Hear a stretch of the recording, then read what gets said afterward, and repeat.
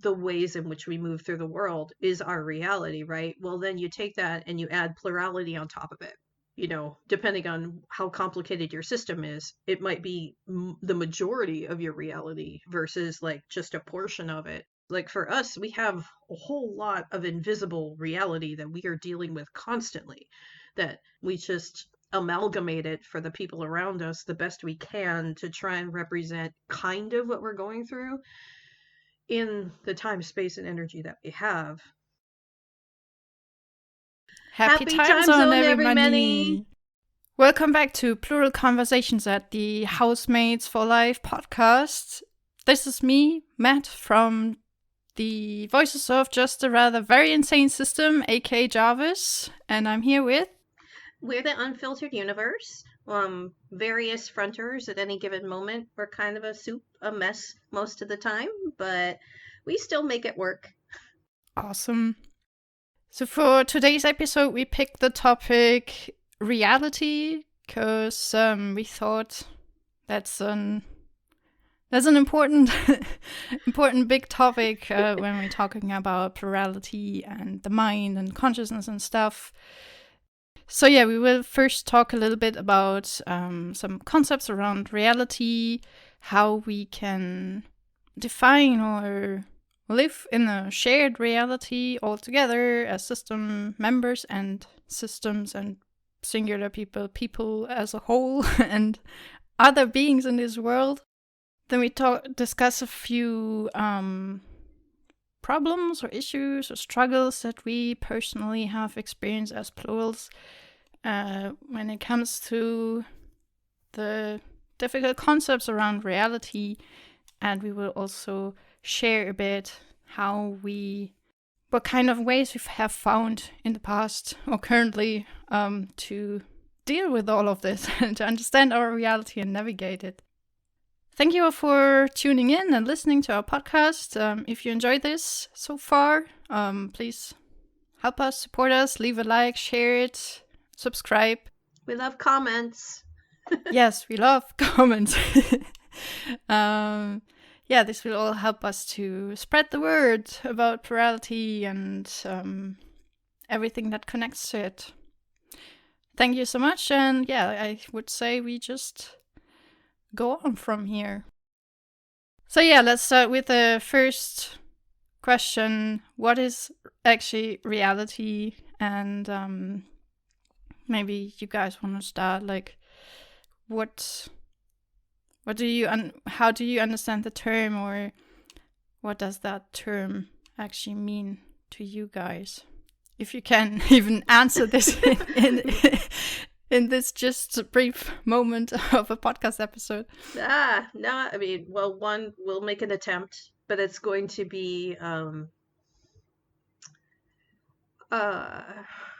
what do you call it? I don't know, minorly disappointing in some ways, because it's just, there's always going to be more, right?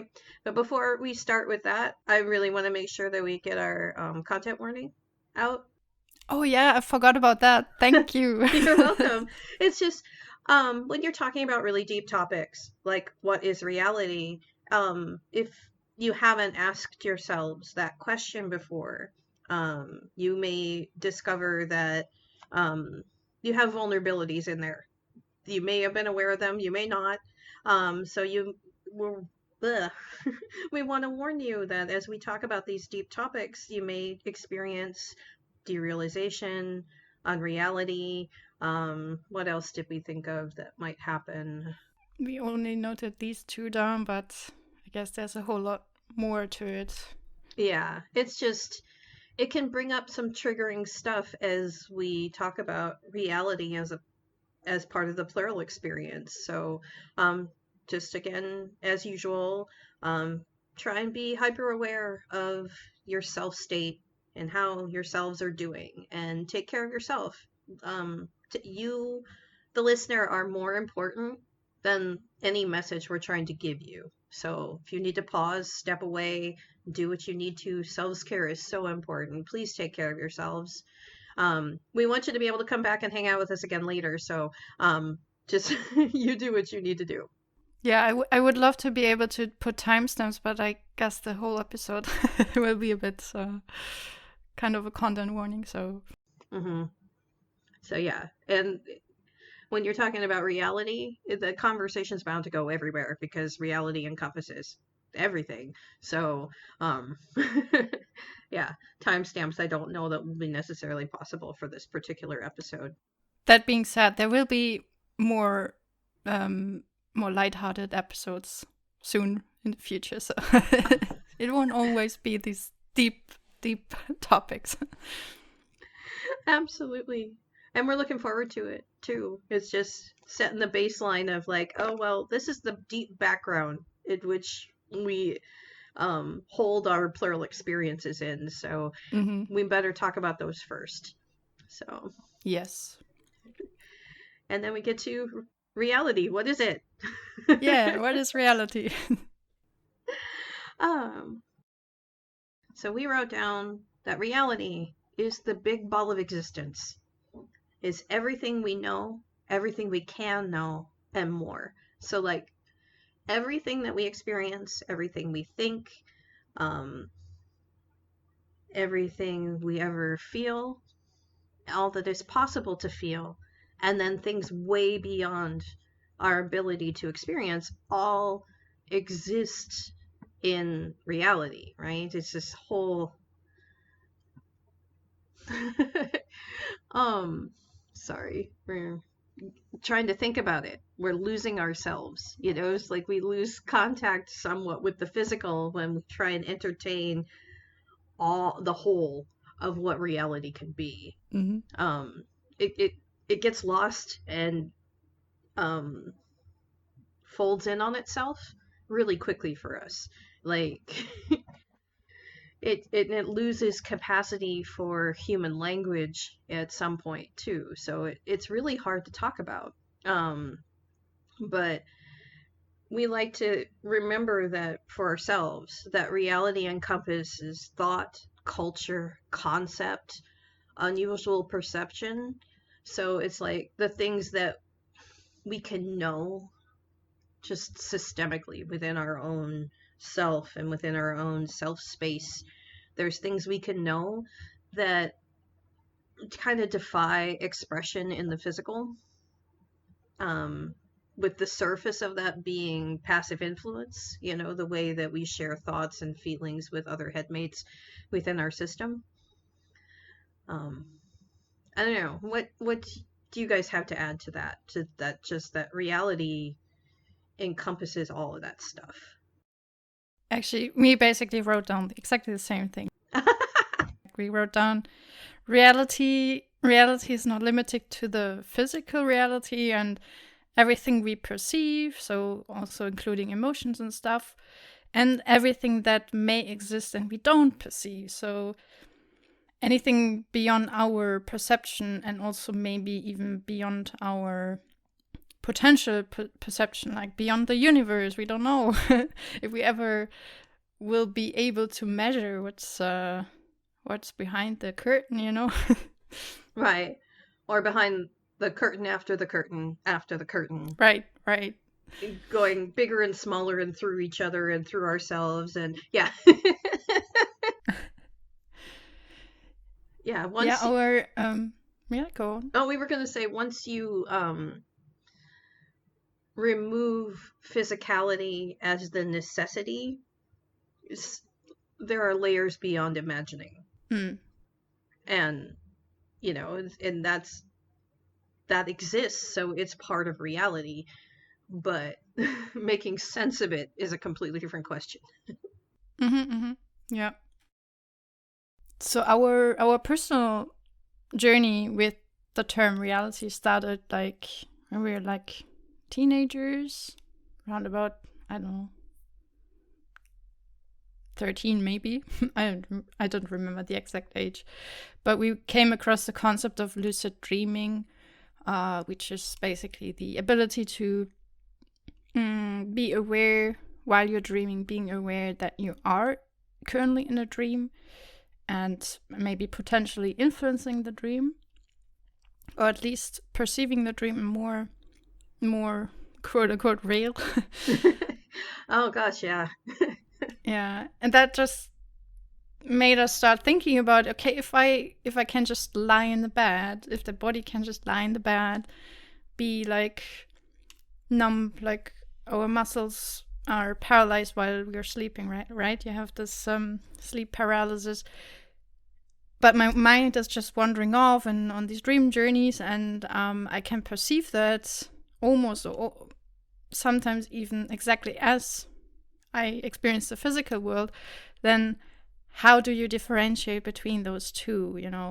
I'm not necessarily in a pragmatic sense. I mean, also in a pragmatic sense, like sometimes can be problematic if the lines get really blurry, and talking about a psychosis potentially and stuff. But like even without that, even when you like have the ability to discern between dream and non-dream, still the question is, what's different, right?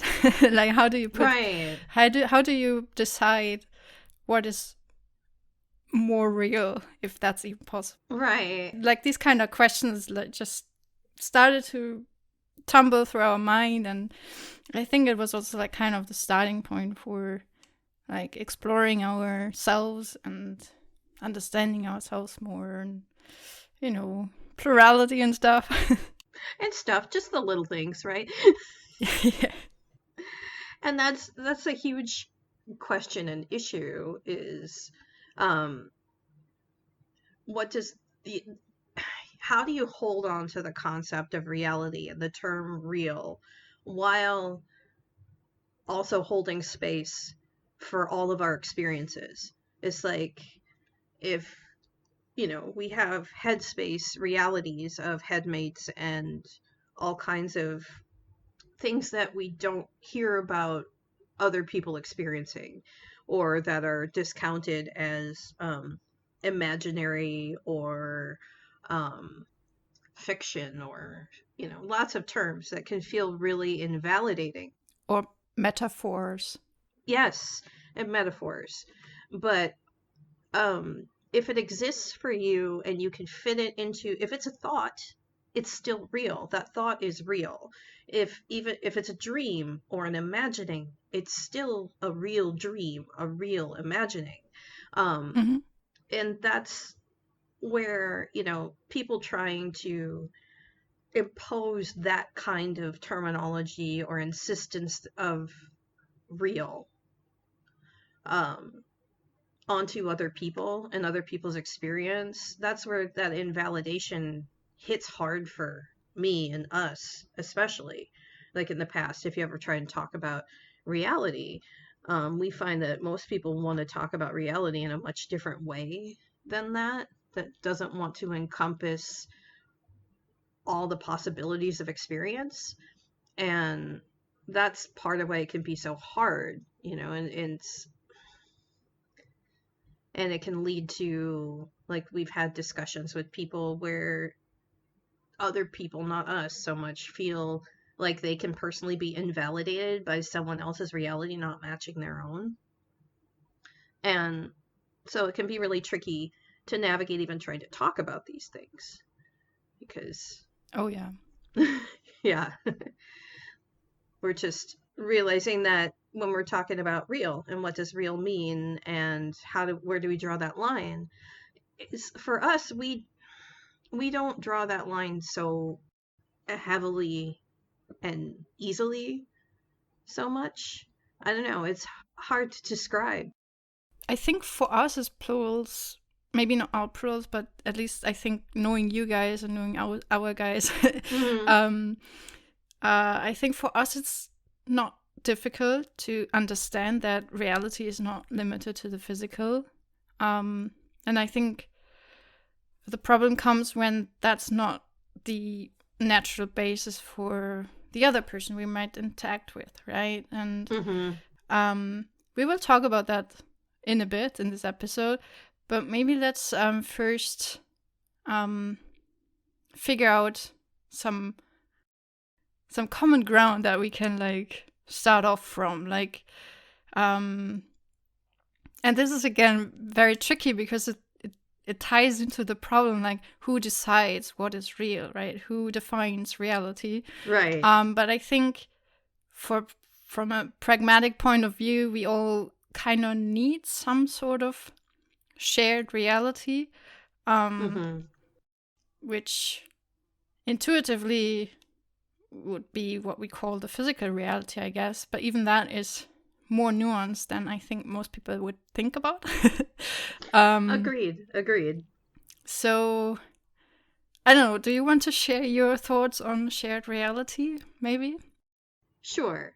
And for us, when we talk about shared reality, we want to talk about, well, we realize that it has, for us, we haven't found any other way to have shared reality, except to have expression through the physical, right? It doesn't mean that the physical reality is the only reality, but the only way we can know where we begin and someone else begins, what's us and what's somebody else, is if it can be influenced into the physical realm, right? And it's like, oh yeah, it's being perceived and expressing through intentional expression. So there's what how we're perceived without us even knowing, how we exist for other people, other entities, without us deliberately trying to communicate or to express ourselves. And then there is the intentional expression where, what we're trying to say, the messages we're trying to send, everything from how we use our voice, tonally and that kind of thing, when I'm thinking of like talking over the phone or in a podcast like we are, versus, the other things that we're not going to be able to share with our audience though, but like a physical expression and the way that we carry our body physically, the way we dress, all that kind of stuff is kind of anchored into the shared reality. And reality is just what exists outside of either of us, what someone who doesn't know either of us could still perceive. That's kind of how we anchor our thoughts on shared reality. It's like the stuff that would exist even if we didn't is the things in shared reality. I don't know, I think I lost myself in there. Did any of that make sense? I mean, we heard this before, so to us it makes perfect sense. Okay. Well, at least we didn't lose you, which is the big thing. The audience, you can let us know if you have questions, clarifying questions, or want to add some thoughts. Like, always do that in the comments. We are always happy to read them. And like expand on what we are saying here in this merely 1 hour podcast episode. Yeah, and I know that's a little bit jumbled phrasing of what we were trying to say, but yeah, the shared reality is what we can perceive in the physical. Not necessarily, that's not all that reality is, but that's what we can assume that other people have access to. Yeah. And we must assume that, right? Because we can't prove it, right? We can't prove what others perceive. and here comes the thing that I don't know, it bugs us a tiny little bit, maybe a bit more. This is Matt right now fronting. It doesn't bug me so much, but I think someone in my system is enraged about this. Is the talking about the objective truth. Oh yeah. Like coming, for example, from the perspective of natural science, that tries to objectively define the physical reality, right? And there's nothing wrong with that. It's just, it's so much more nuanced, and it's but this is all I just see in my notes we wrote down. Only talk about this briefly, leave that for another episode. Yeah, this is a big can of worms that we don't want to open right now. Oh God, all of the reality talk though is a big can of worms. We're Yes. just trying to let enough out to make sense, but not just spill the whole thing. Yeah, Like, yeah. Just like, leaving some breadcrumbs to follow right. later.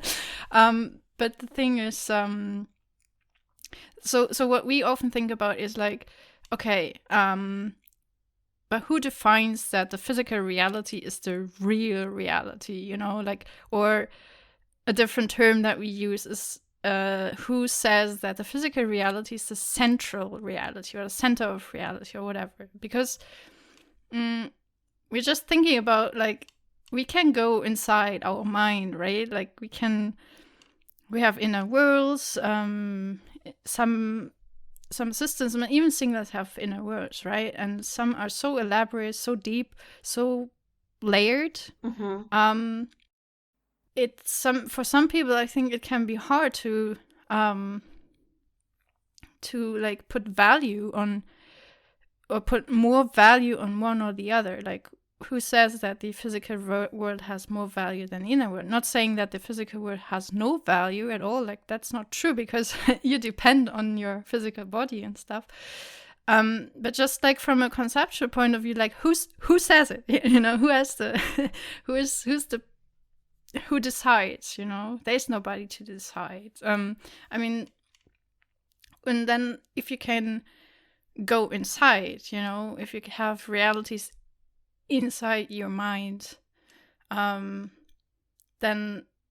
how do you know that there isn't like an outside of our physical reality? What we understand as our physical reality, we have this one universe to explore, and it's not even like we can't even perceive or detect all of it, right? That's limited to speed of light stuff things.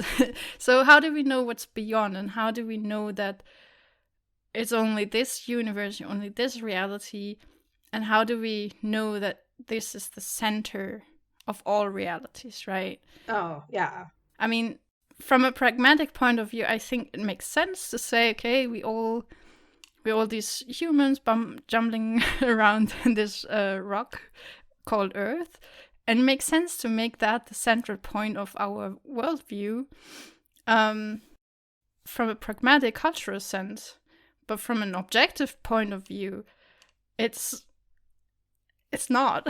It just can't be, Right. Or like we can't decide, we can't define it.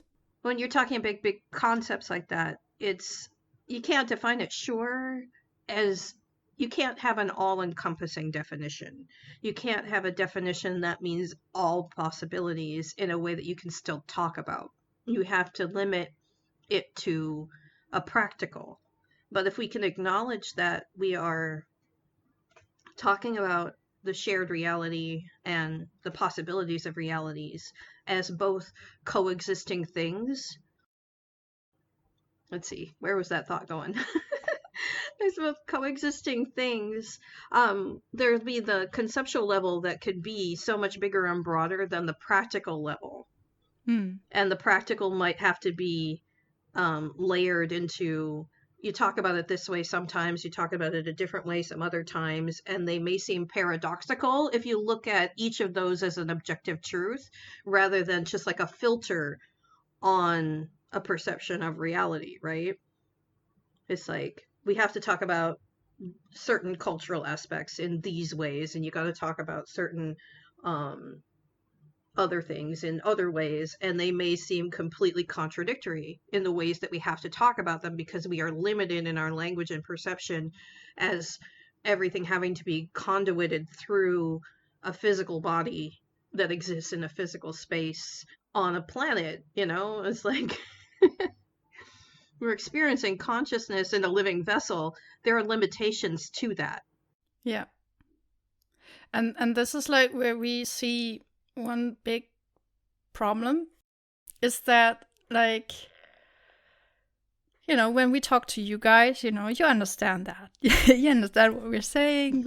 We can agree on that. Okay, we have certain things to discuss. Now we need to use that kind of concept of reality, and in another discussion, we need this other concept of reality.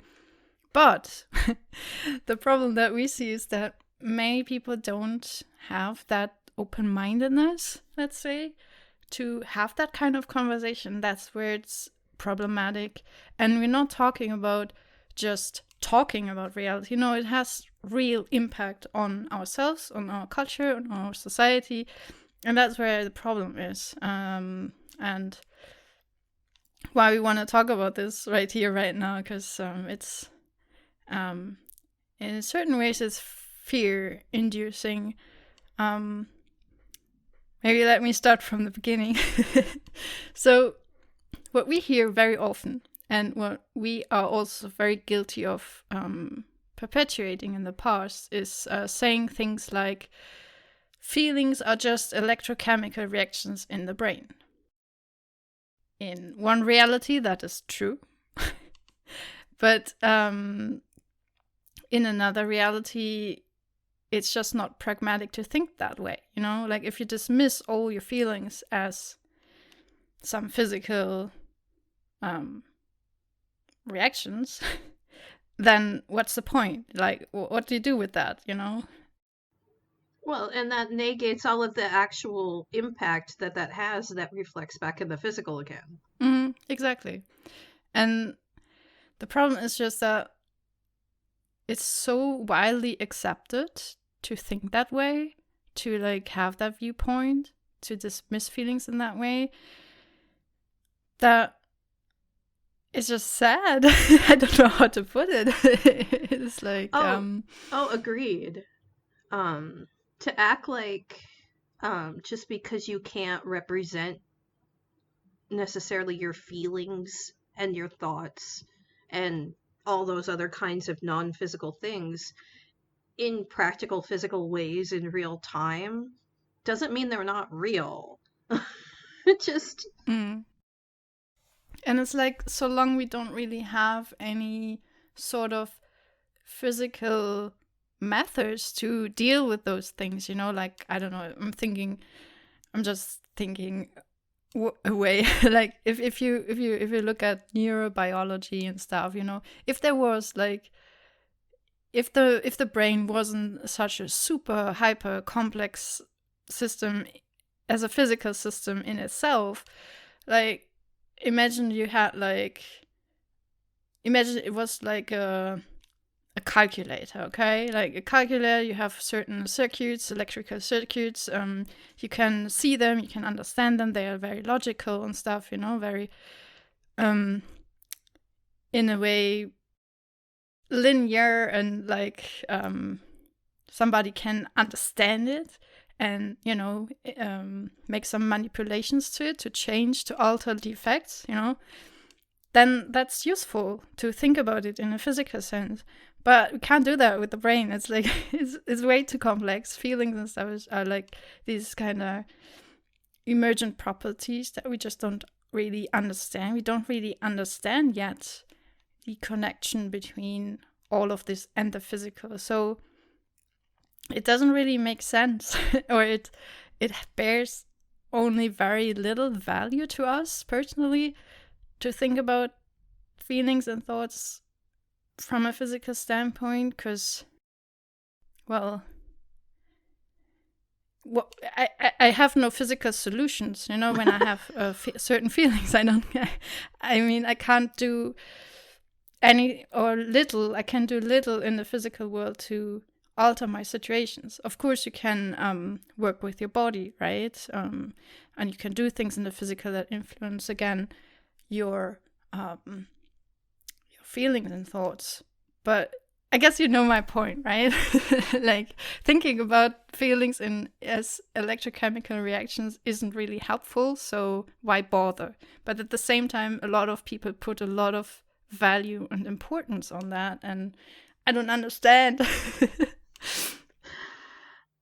Yeah, and even that wouldn't necessarily be a problem if they didn't use that as sometimes a weaponized tool to try and minimize or invalidate other people's existence. You know, and I don't mean their whole existence necessarily, but if it's a headmate, yeah, their absolutely whole existence. Yes. Very good point. So, yeah, sure, they don't have to place a lot of value on that because it doesn't affect them the way it affects other people. Um, People who exist and they feel that the only thing they are is their body. It's a very different experience from our system experience. Our system experience is the body is just a part of it. Just and for a lot of times it's a very small part of what our reality is. It's the part we put up with, Mm-hmm. Just as like kind of an interface. Mm-hmm. Yeah. And I think we've always felt that way. That the physical realm felt more like an internet to us. That the internet is just making it all make more sense. Mm-hmm. Because, we grew up before the internet was what it is now. We grew up in we went to high school in the 90s, and so there wasn't the internet as we know it when my body and system were negotiating development reality through the developmental process of being a human being and Mm. figuring out where reality lies. But our internal system was a lot more like the internet, full of possibilities and not necessarily translatable into the physical realm. It doesn't follow physical properties. It doesn't really pay attention to physicality or time or lots of other things that you'd have to do to maneuver, physical landscapes and physical relationships. And I don't mean physical relationships as in, intimate, like sexual. I just mean relationships between one embodied system or person and another embodied system or person as interfaced into the physical realm. Mm. But that actually brings us to the next point that we wanted to make in this episode. That's really important to us because is talking about virtual reality. Because often the internet or the digital world is also often dismissed as not the real life. Yeah, right. We have that phrase in real life, or my in real life friends, something like that. Yeah.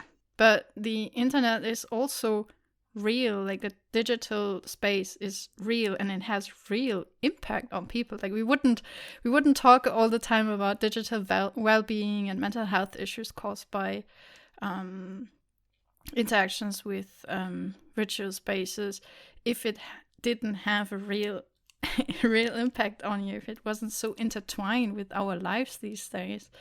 And one thing that, like, this is a more general point, but now, like, the impact that it might have on plurals is something that genuinely scares us, is the heavy talk about like actual virtual reality, like uploading your mind to the cloud or something like that, like having a digital space where you can upload a consciousness or copy a consciousness to. People seriously talk about these things, right? They talk about these things as a potential reality in the future. But I can assure you, like, we haven't checked it, but we're so certain that if you look it up, if you would make a study on it, how much people talk about virtual reality and uploading the mind compared to how much do people actually talk about plural rights. I think most people, like, you will find hundreds of search entries on virtual reality, upload your mind to the cloud, and I don't know, are there actually open public discussions about plural rights? I don't think so. Right. Not to the extent that I wish, because I want plural rights established legally before people even consider talking about consciousness and, having that authority of deciding what consciousness even means and how we can digitalize it and, shit, to be frank, right? Like, I want plurals be involved in that discussion, and I want I want us to have some sort of legal protection, because I feel like people are literally making decisions or talking about things over our heads, literally over our heads. And I know, we are genuinely scared about that. Like, I don't want to induce panic or anything, but it's like something that we are genuinely concerned about. And we have a resonance, you know, I mean, that we feel a vibration through our system as you guys talk about that. But do you want to talk about it? I mean, if it's not too triggering or awful for you, um, can you talk a little bit more about potentiality? I mean, what sorts of problems do you see arising for plurals if they're doing consciousness calibration without including us? It's like if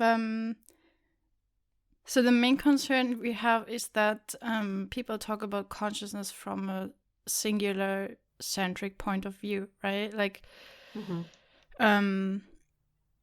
this is like a super simple example, but I would imagine people, you would have like this projection of mind, like not really talking about how it could potentially be realized, I don't know, but I imagine singlets imagining it like this that you have a projection of your mind onto a single avatar or whatever, or a single unit, which just doesn't represent the experience that we have as plurals, right? And it's like, even now, not talking about virtual reality, but even in the physical reality, plurals are denied full autonomy over their bodies, right? Like when you have a diagnosis, DID, for example, or if you out yourself as potentially having any sort of identity disturbance whatsoever, then people with power are concerned about your well-being, and without like including us in the discussion, or without like what to say, not sure what I wanted to say. Well, it's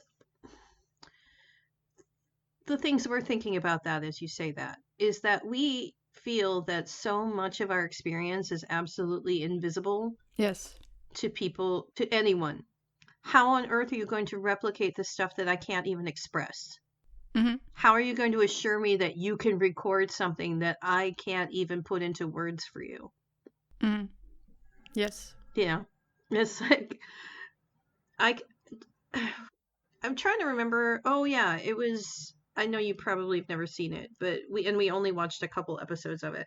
But there was a sequel show to the Battlestar Galactica series that was done in recent memory, not the old one from like the 80s or whatever, but the relatively new one. There was a spin-off of that, and one of the things that happens is a girl dies and her dad recreates her as an AI, based on like her spending habits and her scrolling history and all that kind of stuff, and was able to quote unquote reproduce her personality, right? And I'm like, that's what we thought of when we noticed in the notes you were going to talk about this. And for us that's terrifying, because it's like there's so much, like I'm like, oh yeah, the test we would have is like, okay, can that reconstruction of our personality from the things that are visible to you, can that reconstruction make the art I was going to make? Can it create the love that I was going to have? Because that's to us, that's so much more the core of our purpose in choosing. Every time we get a choice, we choose to exist, right? You choose to invest in existence in this life and in this body. And our purpose for this choosing is to create to feel, to love, right? I don't think my spending habits are a very good representation of my ability to create, of my ability to love, of my ability to seek and experience connection. And not just with humans, but with the world around me, with the plants, the animals, the air, right? Mm. No digital representation of my behavior is going to reflect any of that. It's a soulless version of my consciousness. And yeah, I find that absolutely terrifying as well. Mm. And I think, yeah, thank you for sharing that. I think like the point that we wanted to make is like, yeah, also, of course, being concerned of the actual realization of these digital spaces, but just the fact that that's more a public topic than plurality itself, right? That's a sad part. It's like people talk about digital reality stuff, but who talks about plurality if not us? Right. It's that's like the main concerning thing that we have. Yeah.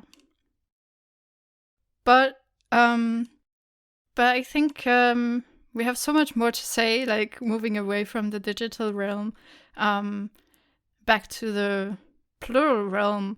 Um, And one quick note about that digital realm versus, and that's what we just want to say that that has that distinction between real life and the digital realm has always irked us. I mean, for us first, when we started being really vocal about our stance on this, wasn't even way before our most recent discovery was in parenting circles, where people were trying to talk about how they needed to control children's access to the digital realm. And I'm like, okay, that's fine, but please don't refer to it as real life outside the digital realm, because the digital realm is real. There's real feelings, real connection, real relationship that happens there. Its impact is absolutely real. People get bullied there to the point where they don't want to exist in any realm anymore. mm, So, you absolutely can have a distinction between the digital realm and the physical realm, but we shouldn't. The idea of reality not applying to both of those things is ridiculous. oh yeah, yeah, very good point. And that's all I wanted to interject there. No, that's totally fine. That's a good summary. Yeah. But yeah, like the plural reality, which Hmm. is like very vague, complicated. Um, Oh, yeah. Um, so, I mean, we've got all that stuff about the physical realm and the non-physical realms of both digital and cultural and thought and all these kinds of things, and like the extension of light beyond what we can see, all that kind of stuff still impacting the physical. But then you add to that the I don't know if I'm gonna pretend that the plural experience is only human for this conversation, okay? mhm. I'm happily willing to entertain in other conversations that plurality probably has possibility in anyone that could experience and express consciousness. I don't have the capacity to talk about that in a discussion where I'm talking about human reality right now. Okay, noted. Yeah, exactly. Like, I'm not arguing that it's not possible. I'm just saying, for practicality's sake, we're going to pretend that it's only possible in human beings. So you take everything that is possible to be a human being and all of the things that we can conceive of and that influence the ways in which we move through the world is our reality, right? Well, then you take that and you add plurality on top of it. And plurality is this extra, depending on how complicated your system is, it might be the majority of your reality versus like just a portion of it, or just, your reality divided into pieces. Like for us, we have a whole lot of invisible reality that we are dealing with constantly, that a lot of times we just don't have the time or energy to express. We just amalgamate it for the people around us the best we can to try and represent kind of what we're going through in the time, space, and energy that we have. Sometimes even things are happening in the background that doesn't even express itself to us in the consciousness at front, you know? Yes, we do. Yeah, Yeah, absolutely. And it kind of has to stay that way because of the limitations of perceiving the physical reality.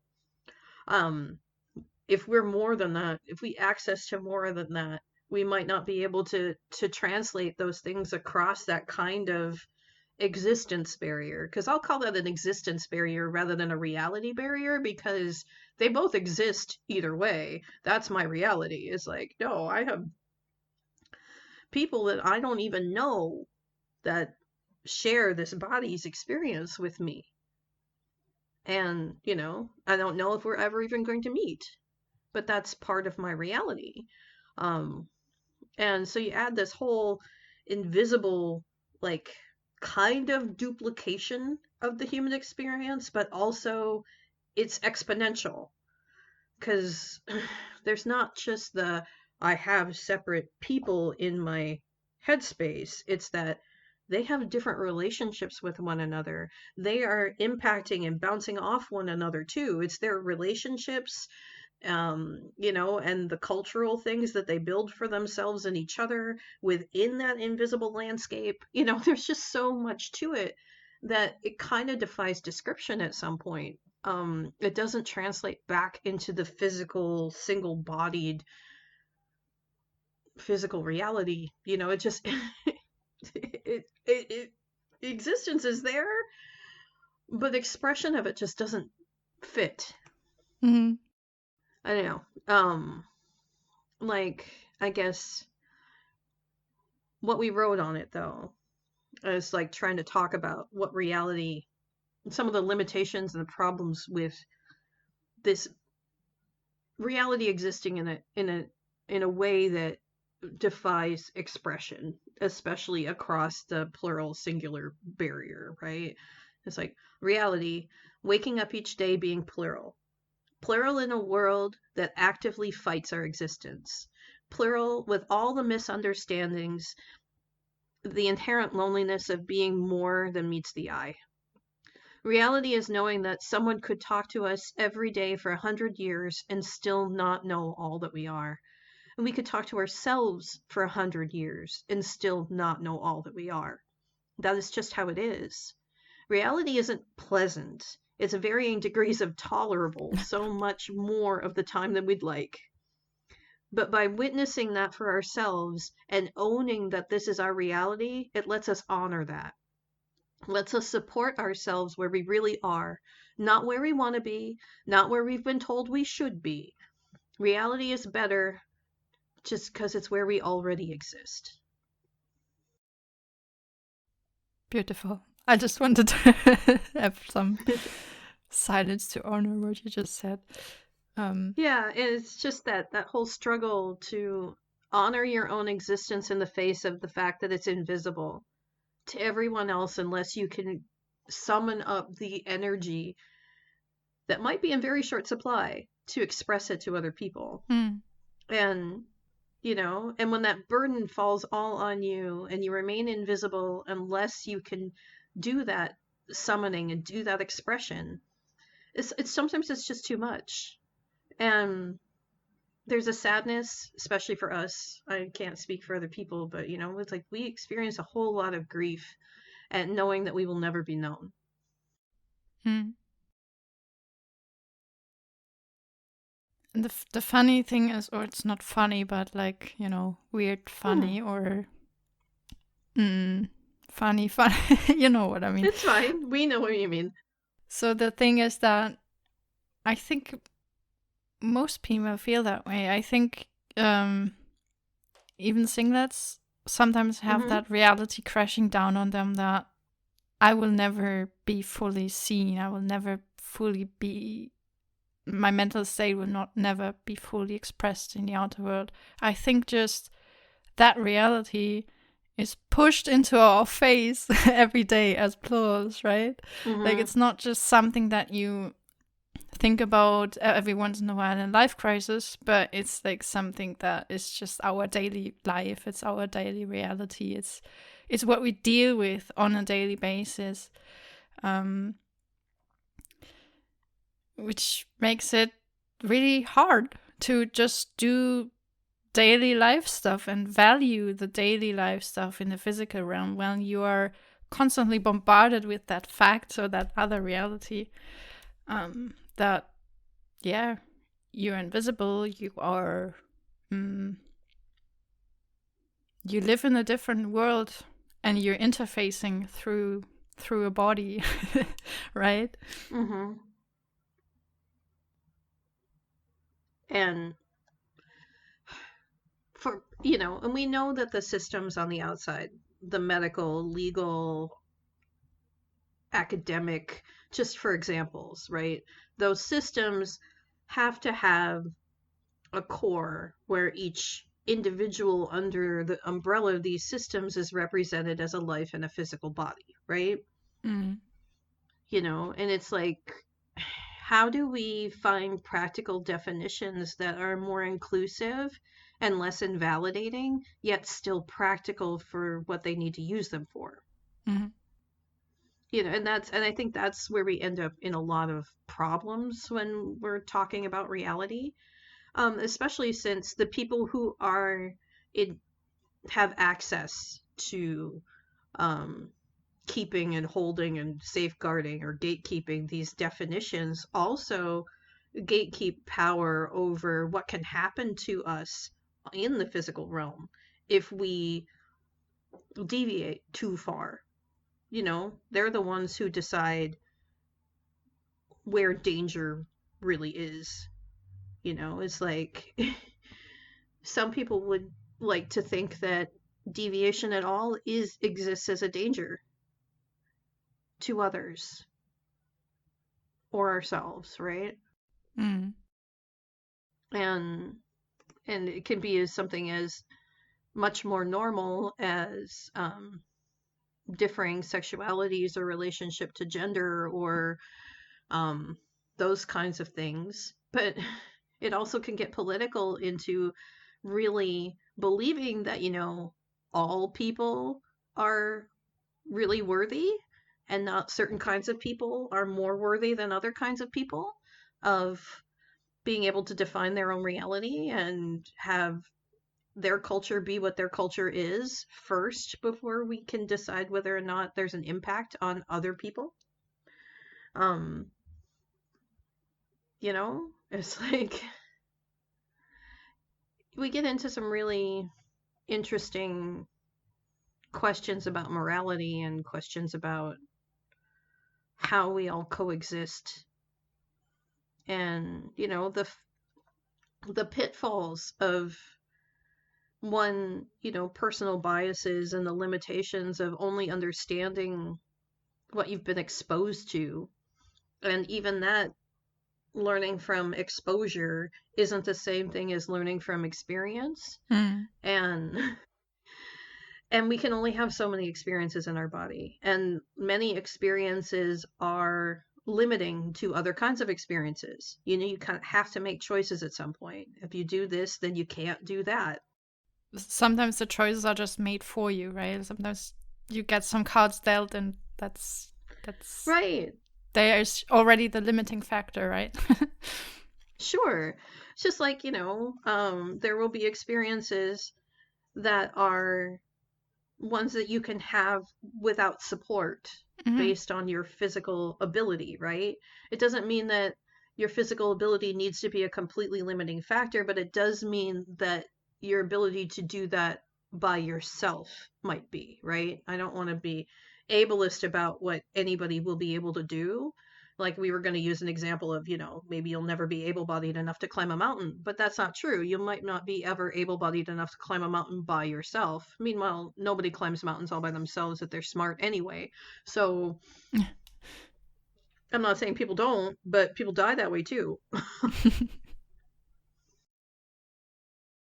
But yeah, that being said, maybe we should or maybe we can conclude this episode with a few final thoughts and words. Are there things that have helped you or are helping you currently that so that you better understand your reality or navigate your reality as a plural system? Sure. Oh, sorry, I wasn't sure if there wasn't anything that you wanted to add still. Like, if that's the case, Oh, just go ahead. I was just going on. no, it's all good. We have a complete understanding and acceptance that this topic and all our thoughts on it are going to be way bigger than we could even do in a podcast series. Mm-hmm. And so we're just scratching the surfaces here. So we have to let the scratches stay scratches and not let them grow really big roots. Um, so yeah, and what we're thinking here is that just the process of accepting our personal reality, acknowledging the limitations of the shared reality, um, doing those two things in combination to the best of our ability and being really, really gentle with ourselves, um, gives us empowerment over how we bridge the gap between how we're capable of expressing ourselves, how we can uh, calibrate our own efficiency, I guess, and prioritize the ways in which it'll be most beneficial for us to be seen if we can't be comprehensively seen. That's the work that we spend a lot of time doing. Is like some of my headmates never want to be known Mm. by anyone in the physical realm. They even though some of them front, they are very interested in doing things in the physical realm, but they're not interested in relationship on the physical realm, for Yes. instance. Those people don't care if they're ever seen. So it can be really hard to negotiate with them around what we need to do in our life to let other people be seen, right? Mm. But it's just constant checking in, constant conversation about these things, and really just mostly the being gentle, um, forgiving ourselves and changing course as often as necessary to make sure we're not vilifying one another for the impact that we didn't understand we were going to have, because we all have limitations. We all have things that we see and things that we understand that are not all encompassing. That's part of being plural, is that our existence means that we're only perceiving or understanding certain things at a time. And otherwise, we would be all one, right? We wouldn't need this division between headmates if it could be combined easily into a point of view that would encompass all those things. We would do a completely different podcast right now if this Right. wasn't necessary. Right. Exactly. So in essence, it just comes down to the way we try and let everybody speak their piece and really listen with as little judgment as we can and acknowledge the impact that we're having on one another. Well, through passive influence, we can already feel each other's intentions for the most part without having to worry about expressing it to each other. It's like, okay, I can see how you were trying to do that, but the impact that you didn't understand was this, right? And then we can be like, okay, can we collectively try and find a way to identify the needs inherent in everyone involved in the situation and maybe find a cooperative solution to getting those needs met that doesn't impact everyone the way this did, right? And sometimes we find that we can shift things or perspective or the angle at which we approach stuff to where we actually build more positives, where there used to be a negative impact because the person doing the thing didn't understand that there would be impact at all because it doesn't impact them. Um, and we can change it into fuel or fertilizer for what other people are doing if we can be strategic about how we approach. And I know it's a lot of vagaries, but I hope that was helpful to hear, I guess. Mm. And I was just thinking, taking some mental notes, and I think we will take some physical notes later on, that I would really love to make a episode with you guys about system cooperation, because I heard a lot about your system and your internal communication and cultural differences. I think there's so much to unpack Oh, that would be useful for people to hear. yeah, absolutely. We can definitely put that on the agenda that's never going to end. Yes. That's a reality too. yeah, what our final thoughts on this is something I think you mentioned also before, which we found very beautiful. Something similar that we try to adhere to is like acknowledging existence, honoring existence itself. Like, I don't know, in the grand grand scheme of things, it's just existence is so weird Mm-hmm. and like so mind-blowing itself. It's an honor that we actually have the ability to consciously experience it, right?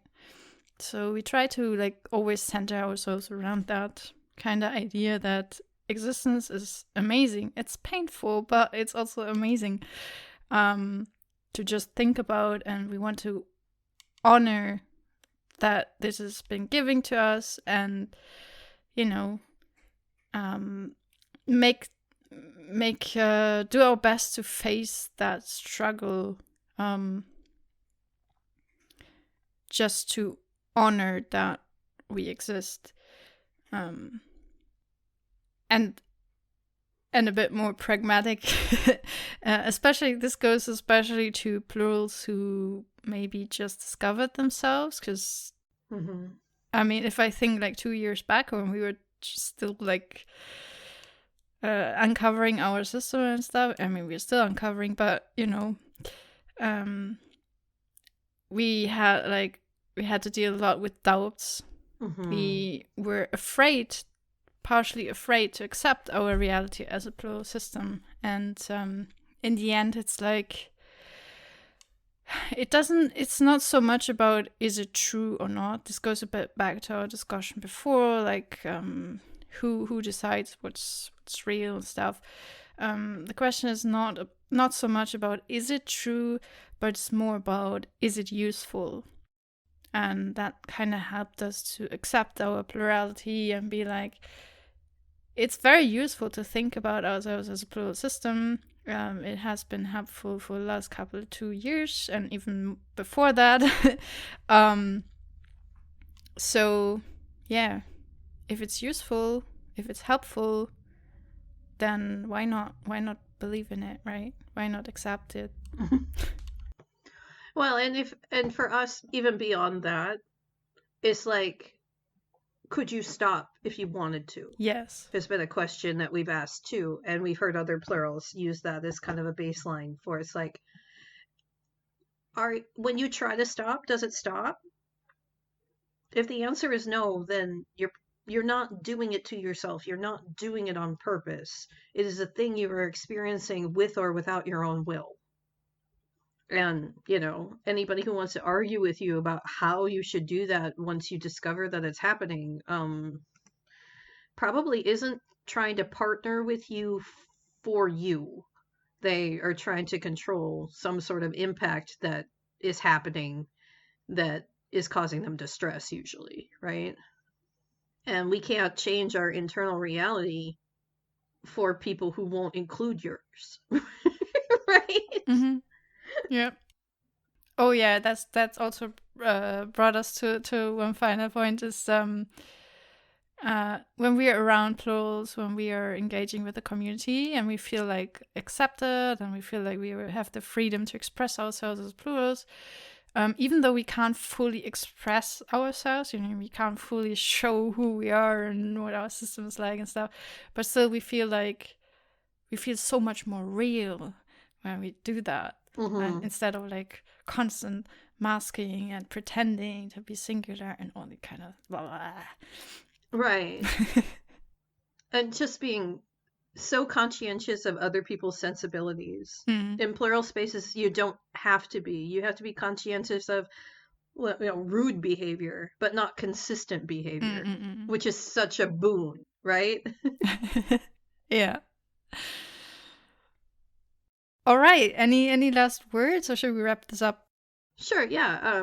Just a message to the listeners that any struggles you have with accepting your personal reality in the face of a shared reality that doesn't really want to accept you, we hear you. We see you. The struggle is very real. Mm-hmm. And any work you do to find more space within yourselves to learn how to accept each other more so you can work together to express yourself outwardly better, it's worth it. You're worth the work it takes to accept your headmates. You're worth the work it takes to find places where you can be better accepted as the whole of what you are to the best of your ability. It is possible. It's not easy. We don't want to tell you it's easy, but we do think it's worthy work. And we want to just offer you our support and encouragement, right? Mm-hmm. Keep doing it. We're so glad you exist. Absolutely. You're not alone.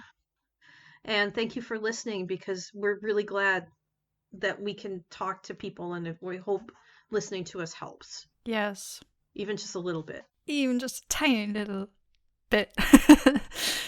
Yeah, thank you so much. And yeah, thank you to all our listeners for following us along on this journey. And if you want to support us, leave a like, subscribe, leave a comment, add your own, share your stories with us. You may also contact us if you want to. We would love to talk to you here on our podcast. If you have something that you would like to discuss or share with the world. This was mostly me, Matt, from the Voices of Jarvis. Mm-hmm. And we're the Unfiltered Universe.